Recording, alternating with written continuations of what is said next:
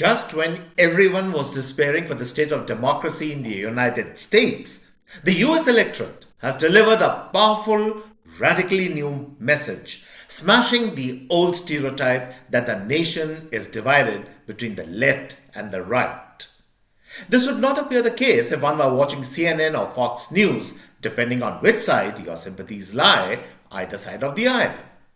CNN is broadcasting with glee that the red wave has been reduced to a puddle, which is partly true. And Fox News is spinning the narrative that Ron DeSantis is the next big hope for the Republicans and America, which is also partly true. But only a part of what the divided media of the United States is saying is the truth. The reality is far more complex and even mature than what first appears at face value. Let us examine and take a look at what the midterm results mean for America and the rest of the world, including India. But before we do that, let me extend my warm welcome to all viewers of the CAA show. CAA, as all of you know, is Conversations and Analysis, and my name is Juggi Bhasin. To watch this video podcast, press the big red subscriber button on your screen, and subscription is, of course, completely free.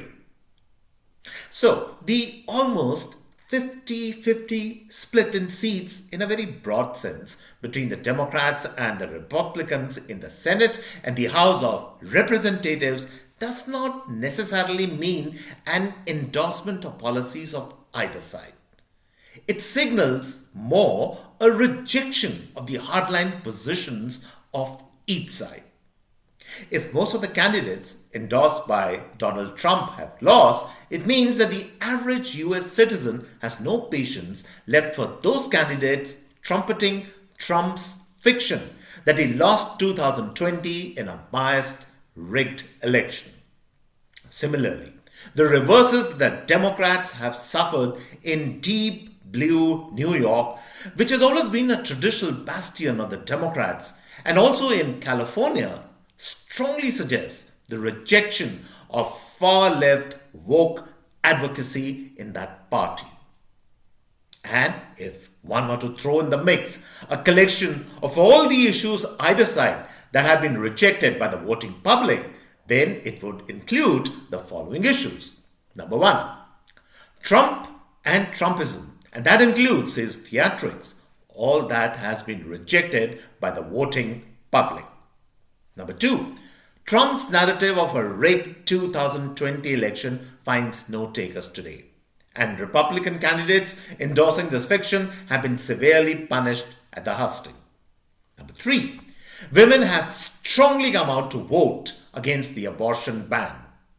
Number four, the pet agenda of the hard left woke group among the Democrats advocating critical race theory finds no takers.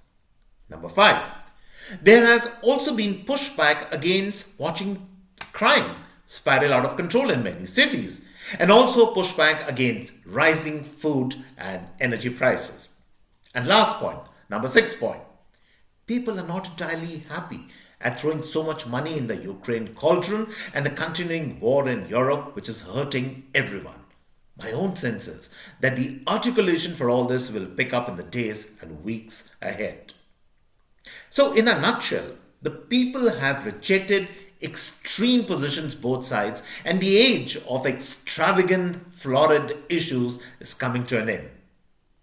People want the politicians to adopt moderate positions and focus on bread and butter issues and the freedom of what they choose to do with their bodies. On the abortion issue, a demand is growing for a middle-of-the-road settlement, which means how many weeks down the line can a woman choose to abort. A blanket ban on abortion will not do. A lot of change is in the pipeline, and it is very clear that the people expect politicians of moderate disposition to take up the challenge. In that sense, there is hope that the old Biden could make a comeback. A Biden known for his negotiating skills both sides of the aisle, and not someone who, as we saw in the last 2 years, has been bowed under the weight of the far left woke lobby among the Democrats. Ron DeSantis, even though he is armed with a strict conservative agenda, somehow manages to approach issues in a thoughtful, balanced manner, showing promise that he's the right person, the right contender for the future. And Trump, finally, should do a service to everyone by retiring from public life to play golf in his Mar-a-Lago estate.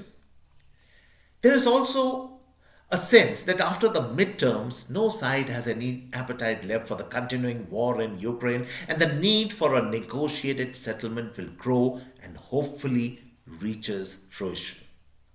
Do the midterm elections impact India in any way? Yes and no. Our politicians will behave and do things the way they have always been doing. Nothing will change that.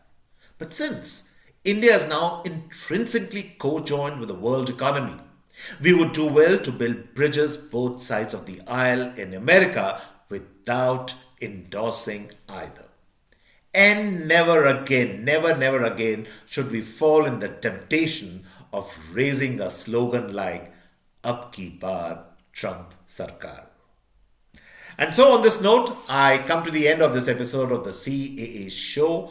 I hope you really enjoyed this particular video podcast. If you like our video podcast, our show, do subscribe to us. And on this note, it's goodbye and cheers from my end.